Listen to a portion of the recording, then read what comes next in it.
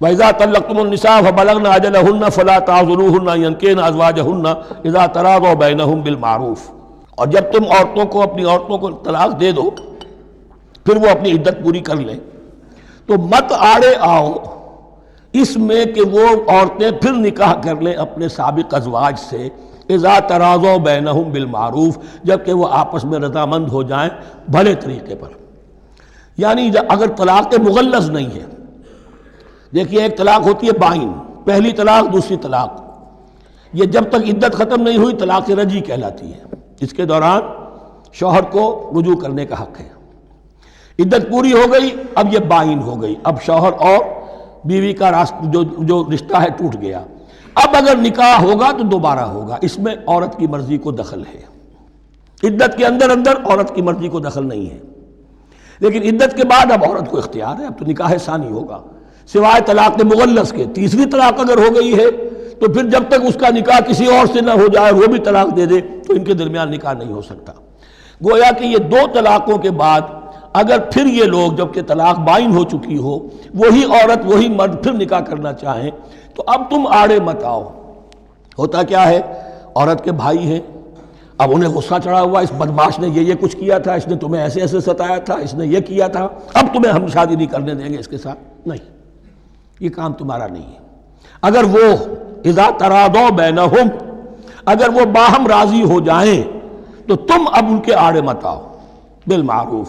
ذالک یوعظ بہ من کان منکم یؤمن باللہ والیوم الآخر، یہ وہ چیزیں ہیں جن کی نصیحت کی جا رہی ہے تم میں سے ان کو جو واقعتاً ایمان رکھتے ہو اللہ پر اور یوم آخر پر۔ ان کے اندر ایمان ہی نہیں ہے، ان کے لیے یہ سارا جو ہے بھینس کے آگے بین بجائے جاؤ کیا حاصل ہے، وہ تو پھر اس کو کوئی فائدہ نہیں پہنچے گا۔ ذالک یوعظ بہ من کان منکم یؤمن باللہ والیوم الآخر ذالکم ازکی لکم واطہر، یہ طریقے جو ہیں تمہارے لیے زیادہ پاک ہیں، زیادہ عمدہ ہیں۔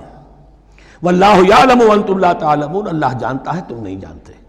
اپنی عقل کو مقدم نہ رکھو، یہ اللہ کا علم ہے، اسی نے عورت کو بنایا اسی نے مرد کو بنایا، اسے مرد بھی عزیز ہے عورت بھی عزیز ہے۔ الخلق عیال اللہ، حضور نے فرمایا تمام مخلوق اللہ کے کنبے کے مانند ہے۔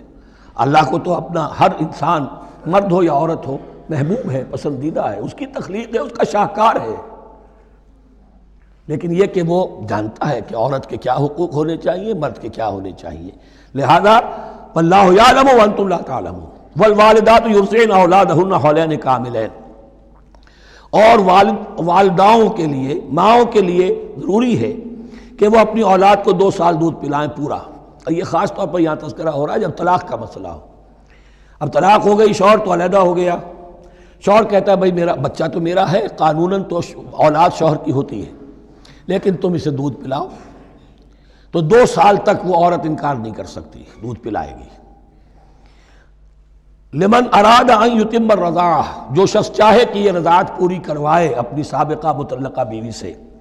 وعلی المولود لہ رزقہن وکسوتہن بالمعروف، لیکن اس عرصے کے لیے جس کی وہ اولاد ہے یعنی شوہر جو سابق ہے اس کے ذمے ہے اس کا رزق اور اس کا لباس، جسے ہم نان نفقہ کہتے ہیں۔ 2 سال اگر اس نے دودھ پلانا ہے اس ماں نے، مطلقہ ماں نے اپنے طلاق دینے والے شوہر کے بیٹے کو یا بیٹی کو، تو اب اس عرصے کے دوران اس کا نان نفقہ اس کے ذمے ہے، باپ کے ذمے ہے، بالمعروف، بھلے طریقے سے۔ یعنی یہ کہ ایسا نہ ہو کہ ہے تو کروڑ پتی لیکن اب وہ اس کو بیوی کو مطلقہ کو وہ دینا چاہے نان نفقہ اپنی خادماؤں کی طرح کا، نہیں، وہ ہونا چاہیے معروف طریقے پر۔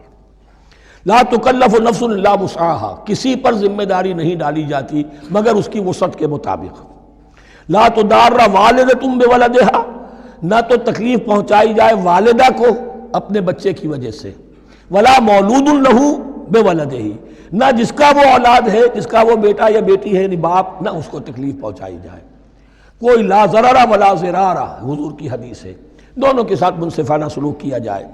وعلی الوارث مثل ذلک، اب فرض کیجئے وہ شخص جو تھا طلاق دینے والا وہ تو مر گیا، تو وارث کے ذمے، اس کا جو وارث ہے اس کے ذمے نان نفقہ رہے گا، اس کے اپنے مرحوم والد کی اگر اولاد اس کی کسی مطلقہ بیوی کے پاس ہے 2 سال تک دودھ پلانے کے لیے۔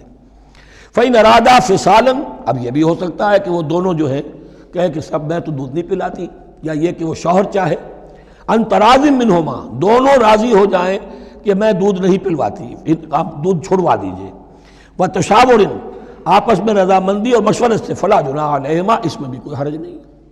اگر دودھ چھڑوانا چاہیں، وہ کسی اور سے دودھ پلوانا چاہتے ہیں، کوئی دایا رکھ لی ہے اس سے دودھ پلوانا چاہتا ہے، ٹھیک ہے، لیکن ہونا چاہیے جبر نہ ہو، ماں پر جبر نہ ہو۔ ان تراض منہما، دونوں کی رضامندی سے، وتشاور، اور مشورے سے، فلا جناح علیہما، تو پھر ان دونوں پر کوئی حرج نہیں ہے۔ وَإِنْ أَرَدْتُمْ أَن تَسْتَرْضِعُوا أَوْلَادَكُمْ فَلَا جُنَاحَ عَلَيْكُمْ، اگر تم چاہو کسی اور سے اب دودھ پلوانا، رضاعت کروانا، تو اس میں بھی کوئی حرج نہیں۔ فَلَا جُنَاحَ عَلَيْكُمْ إِذَا سَلَّمْتُمْ مَا آتَيْتُمْ بِالْمَعْرُوفِ، جبکہ ان کی ماں، اس کی ماں کو تم دے چکو جو کچھ کہ تم نے طے کیا تھا معروف اور بھلے طریقے پر۔ واتقوا اللہ، اور اللہ کا تقوی اختیار کرو۔ وَاعْلَمُوا أَنَّ اللَّهَ بِمَا تَعْمَلُونَ بَصِيرٌ، اور جان لو کہ جو کچھ تم کر رہے ہو اللہ اسے دیکھ رہا ہے۔ وَالَّذِينَ يُتَوَفَّوْنَ مِنْكُمْ وَيَذَرُونَ أَزْوَاجًا، اور وہ کہ جو تم میں سے وفات پا جائیں اور وہ چھوڑ جائیں بیویاں، يَتَرَبَّصْنَ بِأَنفُسِهِنَّ، اب یہ عدت جو تھی، ایک تھی طلاق کی عدت، وہ 3 ماہواریاں آ جانا، 3 مہینے اندازاً، اور ایک ہے جو فوت ہو گیا، اور بیوہ کی عدت کیا ہے۔ والذین یتوفون، جو تم میں سے وفات دے دیے جائیں، منکم تم میں سے، ویذرون ازواجا، پیچھے بیویاں چھوڑ گئے ہوں، یتربصن بانفسہن 4 اشہر وعشرا، وہ روکے رکھیں اپنے نفسوں کو 4 مہینے اور 10 دن، 4 مہینے 10 دن تک ایک جو بیوہ عورت ہے وہ کوئی اور نکاح نہیں کر سکتی، 4 مہینے 10 دن۔ فَإِذَا بَلَغْنَ أَجَلَهُنَّ، اور جب وہ اپنی اس مدت تک پہنچ جائیں، یعنی پوری ہو گئی مدت عدت کی، فَلَا جُنَاحَ عَلَيْكُمْ فِي مَا فَعَلْنَ فِي أَنفُسِهِنَّ، تو اب تم پر کوئی گناہ نہیں ہے اس معاملے میں جو وہ اپنے بارے میں کریں۔ اب وہ آزاد ہیں، نکاح کر سکتی ہیں۔ اب تم روکنا چاہو، ہماری ناک کٹ جائے گی، یہ بیوہ بیٹھ نہیں سکی، اس سے رہا نہیں گیا، نہیں، غلط بات، تمہارا کوئی اختیار نہیں۔ لا جناح علیکم فیما فعلن فی انفسہن بالمعروف، کریں نیک طریقے سے، بھلے طریقے سے، شریعت کے مطابق، قواعد شریعت کے مطابق، تو تمہارا اختیار نہیں ہے کہ روکو۔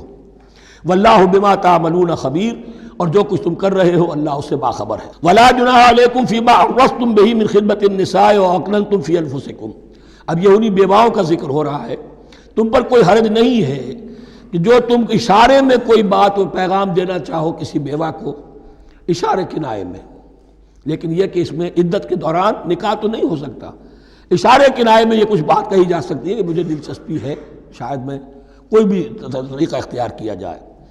او اکننتم فی انفسکم، یا اپنے دلوں میں چھپائے رکھو، تو اللہ کو کوئی اعتراض نہیں۔ اس میں یہ کہ ظاہر بات ہے کہ ایک آدمی علم اللہ انکم ستذکرونہن، اللہ کے علم میں ہے تمہیں ان کا خیال تو آئے گا ہی، آخر یہ عورت تھی، بیوہ ہو گئی ہے، اب میں اس سے شادی کر سکتا ہوں، آپ کو رغبت ہے اس کی طرف نکاح کی، تو اب کوئی آدمی سوچے میرے دل میں خیال آ رہا ہے بیوہ کے بارے میں، میں تو گناہ گار ہو گیا، میرا دل گناہ گار ہو گیا، نہیں، یہ قانون فطرت ہے۔ علم اللہ انکم ستذکرونہن، اللہ کے علم میں ہے ان کا خیال تو تمہیں آئے گا ہی۔ ولکن لا تواعدوہن سرا، لیکن ایسا نہ کرو کہ ان سے معاہدہ کر لو خفیہ طے ہو جائے، بات پکی ہو جائے، سرا الا ان تقولوا قولا معروفا، سوائے اس کے کہ کوئی معروف بات کہہ دی جائے جس سے انہیں اشارہ مل جائے، بس۔ ولا تعزموا عقدۃ النکاح حتی یبلغ الکتاب اجلہ، اور مت باندھو گراہ نکاح کی جب تک کہ قانون شریعت اپنی مدت پوری نہ کر لے، یعنی عدت جب تک پوری نہ ہو جائے۔ اب یہاں دیکھیے حتی یبلغ الکتاب، کتاب سے مراد شریعت، قانون شریعت، کتاب سے مراد یہاں کیا ہے کہ جو بھی قانون آ چکا ہے کتاب کے اندر، 4 مہینے 10 دن کے بعد نکاح اس سے پہلے نہیں ہوگا۔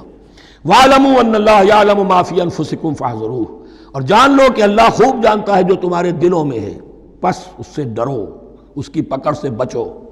وَاعْلَمُوا أَنَّ اللَّهَ غَفُورٌ حَلِيمٌ، اور یہ بھی جان لو اللہ غفور بھی ہے، بخشنے والا بھی ہے، وہ خطا ہو گئی ہے استغفار کرو، توبہ کرو، اللہ معاف فرمائے گا۔ اور حلیم ہے، وہ فوراً نہیں پکڑتا بلکہ ڈھیل دیتا ہے، مہلت دیتا ہے، اگر چاہو تو تم توبہ کر لو۔